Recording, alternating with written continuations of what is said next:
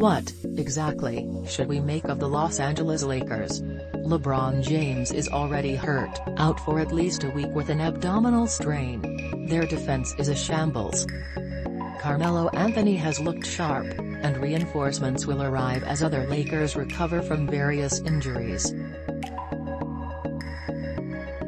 But the Russell Westbrook addition looks ill-conceived. Several NBA league sources have voiced concerns about the team's overall effort, and Terry's level of mediocrity that's marked their play.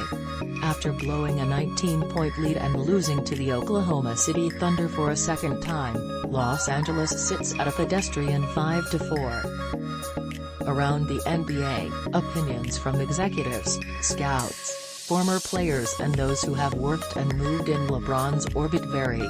They're a shit show. They need to make a big move. You might even have to move Russ. That roster is too flawed. They have LeBron. They're going to be fine.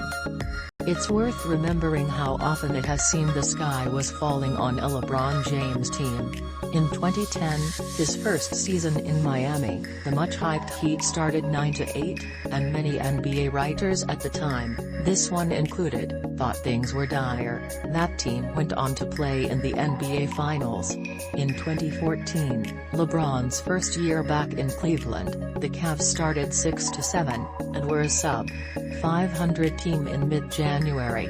They, too, went on to reach the NBA Finals that season. Only one calendar year ago, a LeBron-and-Anthony-Davis-led Lakers team won an NBA championship. So is that happening again, a mass overreaction to the inevitability of LeBron James making everything fine by the playoffs?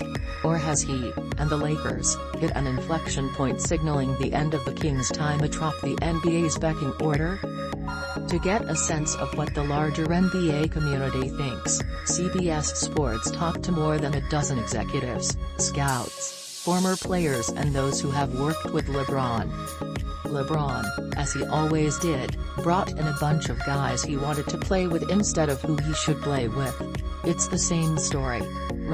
Pelinka didn't put together that team, LeBron did.